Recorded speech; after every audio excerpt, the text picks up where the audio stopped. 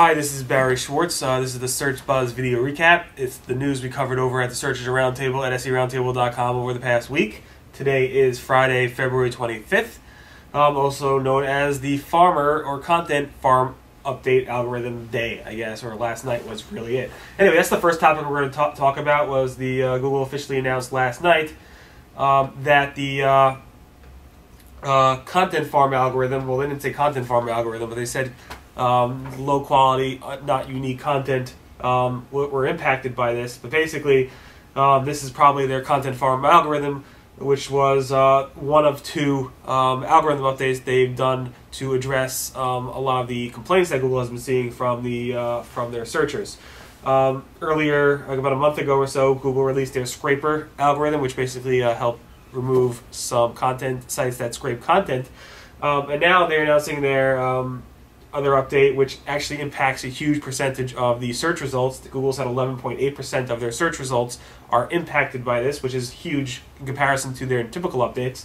And they basically said, Matt Cutts and Amit basically said, in the last day or so, we launched a pretty big algorithmic improvement to our rankings. Change that noticeably impacted 11.8% of our queries, and we wanted to let people know what was going on. This update is designed to reduce rankings for low-quality sites which are low value add for users, copy content from other sites, and sites that are just not very useful. A lot of people were suspecting that this algorithm would impact specifically sites like ehow.com, sites like Mahalo, and other sites similar to that, like a lot of article spinning sites and stuff like that. Based on some of the early analysis, it does seem like it has impacted a lot of those sites. But Google wanted to make it clear that when they launched this Chrome block list extension for Chrome, which we talked about last week, or 2 weeks ago, there was an 84% overlap in terms of the people who are reporting sites that they don't want to see in the results and the sites that Google removed from the results. I'm not specifically sure. I don't really think it's specific to domains, but I could be wrong. It seems to be looking at specific page-by-page content, at least I hope so, and blocking or reducing the ranks of those specific pages as opposed to targeting every single eHow article or every single Mahalo article, because I don't know. I don't know. I'm not privy to that information, but it would be interesting to see if it's a page-by-page basis or if it's a domain-wide type of change. Anyway, we have a lot more information about this. The people at, obviously, Webmaster World, who track the rankings constantly at Google, noticed this happening around, I don't know, midday yesterday, so pretty much at the same time Google rolled it out. And I did some tests, and I definitely noticed some changes as well. And if you want more information about this, we have lots of links to a lot of different discussion forums discussing this, as well as some of the official announcements, and also Danny Sullivan's post, which has an interview with Google about this. This is posted this morning, Friday, February 25th, and we have a cute little icon there, which is basically a geek farm type of thing, where I put a Super Mario's brother mushroom symbolizing farm, and sticking Google on top of there, so I thought it was pretty cute. Anyway, good morning, David. Next topic is Overstock, since we're talking about Google algorithms. Overstock was penalized this week by Google. Basically, let me take a little bit back. About a month or so ago, we posted about a Webmaster World thread discussing Overstock.com's ranking. Typically, Webmaster World would not talk about specific stuff, but in this case they have. Webmaster World would not talk about specific stuff. In this case they have, because it's a very popular site. It got the attention of a Wall Street Journal reporter, who then started noticing the Webmaster World people talking about how Overstock was using certain link tactics to go ahead and boost their rankings. I believe Wall Street Journal then wanted to ping Google about this. Obviously, he got on the radar, and Google penalized Overstock.com for their linking tactics. Honestly, the linking tactics they used, at least from what I understand, were incentives for college students or whoever is buying from their website. As David Harris, let me step back. David Harris said yes. As you know, JCPenney was broken by the New York Times, and they got actually a pretty big story out of it. The Wall Street Journal is obviously trying to do that as well, and I try to get in there too with the Forbes story. So we had JCPenney a couple weeks ago, Forbes last week, and now Overstock.com. So it was pretty interesting to see all that. But anyway, what they were doing. And David Harry obviously was very instrumental in being interviewed by the Wall Street Journal about this, but he did not get them penalized, although he is the owner of Understock.com. Just joking. And basically what we have here is that Overstock was pretty much incentivizing people after they placed the order to go ahead and drop links on their own websites. And obviously a lot of these are students buying from Overstock.com, so dropping links on EDU sites in order to get maybe an incentive to buy more or get discounts in the future. Personally, we actually offered this as a link building tip 2 years ago, and we called that, basically that post was called "Offer Customers a Discount in Exchange for a Link." And back then, a lot of SEOs thought that was a great tactic. I guess it could get you penalized because it is type of link scheme. But yet, I don't know. I'm not really sure. I thought it was just a creative way of doing that. Anyway, we have screenshots of exactly how those students actually dropped links into the site, the email request from David Harry, and obviously more discussions at Webmaster World. Again, I believe Webmaster World uncovered all this information. Wall Street Journal picked it up in order to get their New York Times story. And David Harry got some nice press out of it, so good job over there. Anyway, who's to blame here for the penalty? A lot of people blame Overstock. I don't know. I mean, Overstock did a pretty good job, I think, in terms of what they were doing. Obviously, they can stop doing that and they'll get included again. But I don't know. I mean, I think it's really Overstock's great rankings that got them demoted.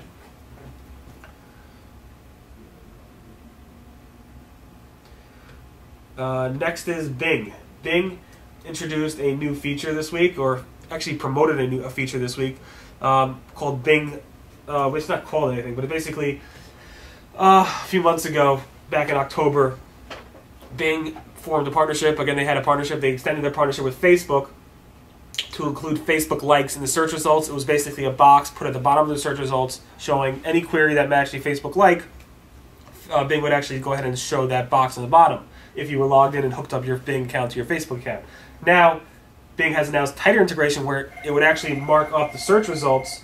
It would actually mark up the search results, not change the search results, but basically if a friend who liked a specific type of search result that came up in this Bing search queries, it would actually mark up that search result showing you what they liked, who liked it, and if they had any comments, well, just if they liked it or not. And this is obviously, and maybe not obviously, but it was Google announced last week that there was tighter integration between their social sharing stuff, so Google Reader shares, Twitter sharing and stuff like that directly in the search results as well. But what Google did is they also said it might give a boost to those search results, meaning if you are logged in and knows you're sharing stuff, Google might bump up a search result based on if you have friends that shared it on Twitter or on Google Reader or whatever it might be. Bing has not announced that. Bing just says they're marking up the search results and not giving any ranking adjustment to it. We have screenshots and more information about this at Search and Roundtable, February 25th, on the site over here. So that's this morning. We have 2 mobile topics to talk about. I've been waiting for Google to officially announce how you should optimize your site for SEO purposes for Google Mobile Bot. There was a lot of confusion. Should you make a mobile domain? Should you serve up special mobile content to Google Mobile Bot for an iPhone versus a traditional phone? And Google pretty much wrote a document. Pierre Farr, one of the new Googlers, wrote a document describing what you should do and what you shouldn't do, and I summarized in bullet point format, but let me go ahead and recap that over here. Google specifically differentiates between traditional mobile phones and smartphones. So a Nokia phone that has access to the internet versus a iPhone, Android phone, or BlackBerry, or a Palm phone. They differentiate between the 2 different types of phones. Keep that in mind. Google has 2 bots, Googlebot and Googlebot Mobile. Googlebot crawls desktop browser types of web pages and content embedded in them, and Googlebot crawls mobile content. Now, currently, only traditional phones are supported with special user agent strings within Googlebot Mobile, not smartphones. Meaning, if you want to target Googlebot Mobile, you should not do so with an iPhone user agent or an Android user agent. It's specific to traditional phones right now. Google said they expect smartphones to handle desktop experience content, so there is no need to do a specific mobile format for webmasters. 2 is it does not mean that you can't serve special style sheets to smartphones. Basically, you do what's best for your user. Google will do what's best for them, but you can serve a special style sheet for an iPhone user if you wanted to. URL structure for Googlebot and Google Mobilebot, it doesn't matter what the URL structure is as long as it returns exactly what the user should see. Meaning, I personally would stick with the same domain. If this is the same content, if it's different content, use a different domain. Using the same URL is not considered cloaking by Google. And mobile sitemaps, you should include only mobile content URLs in mobile sitemaps, even if the URL also returns non-mobile content when accessed by a non-mobile user agent. Again, there's lots of details here. I definitely recommend it if you're looking to do mobile or if you are currently doing mobile. I should note, Google has been testing a specific iPhone user agent mobile for Google Mobilebot, and we posted about that on February 23rd. There's it's not official yet, but it's out there, and they're using the user agent for iPhone mobile, so we'll see what that leads and changes things going forward. So that's that. Google also added Recipe, a new feature called Recipes, or Recipe View. Recipe View is basically a special view which allows you to search for recipes or type in a certain type of thing, and then filter those recipes by things like ingredients like cauliflower or chicken or whatever it might be, cook time, prep time, how many calories it has, different types of ingredients, if it's an appetizer or a dessert, and you can filter stuff like that based on this. And it's pretty useful. It has it could pretty much help you drastically in terms of if you have a recipe site or a diet site, you get your search results included. Here's some screenshots which you can actually see on my screen over here right now. Shows the different filter for Recipe View, and also here's the different markup languages. It's basically working off a rich snippet markup language, which allows you to mark up your content using Google's rich snippet system in RDFA or whatever type of markup you want to use that's specified here. And you could specify things like recipe type, photo, publish date, summary, review, prep time, cook time, total time, nutritional facts, instructions, yield, ingredients, and the author of that content. So I definitely recommend you take a look at that if you have any content that is recipe specific, because it could actually increase your obviously can increase your visibility in Google. More information about that was again this morning at SERoundtable.com. There was a lot of talk this week about Google not listening to your title tags. Obviously, Google has been saying forever that they may and reserve the right to change your title tag or the hyperlink in the Google search results when they deem it's appropriate. Google's been doing dynamic title manipulation since 2005, I believe. But here it seems like a lot of people are discussing at Webmaster World that Google has stepped that up in terms of taking the liberty to change your title tag in the search results. So if that's happening, you might want to go join the people who are ranting and raving about this. It's probably a bad thing because you will probably want to control your title tag, but Google thinks it's probably a good thing. So if you need assistance in how to make sure Google doesn't do that, check out February 21st at SERoundtable.com. I did a post about hosting your images on your own site versus hosting them on a social sharing site like Flickr. There's pros and cons to both. I have historically done things on Flickr. I recently just changed that now to host it on my own site. I'm actually using a content delivery network, and I described how I did it, technically using a subdomain, which then gets me Google traffic from Google News as well as Google Images. But anyway, if you are considering that, there's pros and cons to both. You can get a lot of traffic if you are in a Flickr group, but at the same time, you can lose a lot of traffic from Google by doing that. So you definitely want to take a look at this post if you are interested in gaining traffic from Google Images or Google News Images. February 23rd at SERoundtable.com. A funny post. Here's a funny post.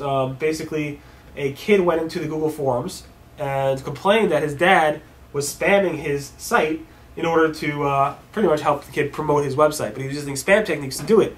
I took that, I made a funny title, right? Dad, stop spamming Google. It's embarrassing. Put a picture of a kid who's embarrassing. It actually is Justin Bieber. Let me bring up my screen so you can actually see that quickly. Anyway, so it's pretty funny. The kid came in and he's like, what do I do? My dad's spamming. It's going to get me delisted. I can't prevent him from stopping it. And basically, there's no real good advice except for, telling Google and seeing what they say. But there's no really good advice for this kid. It's just a funny story, and I thought I'd share it with you. If you want to read about it, February 21st at SERoundtable.com.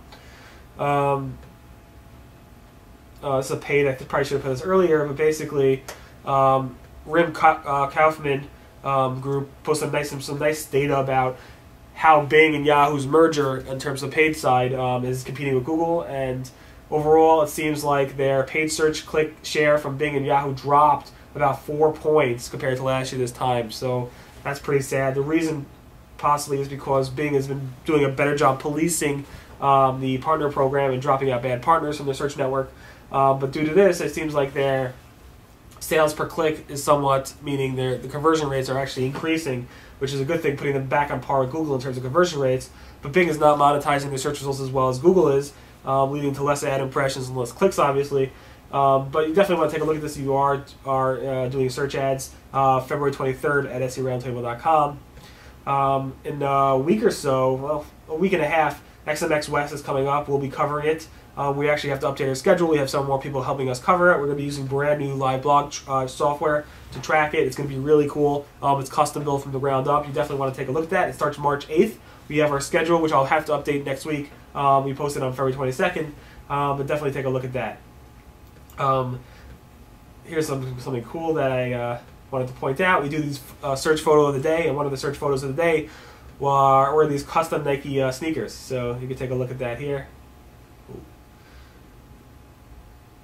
Hold on a second. So here's a Google custom Nike sneaker. It cost about $550. But anyway, it's a pretty neat looking sneaker.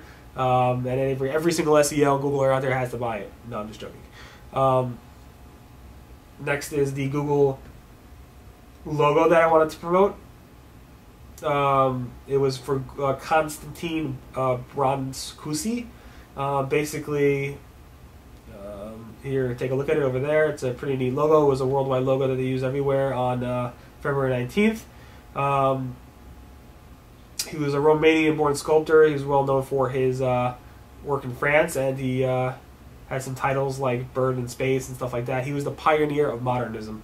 He was obviously an artist. And finally, we have the logos for President's Day. As always, Google and Yahoo does not have a special logo, but Bing does, Ask.com does, Dogpile had a neat thing, and we had our own nice little theme going on. Alright, so that pretty much recaps the Search Buzz video recap. Thank you so much for listening. This is Barry Schwartz. Today is February 25th, and this is the news we covered over at SEOroundtable.com. Thanks, everyone. Have a great weekend.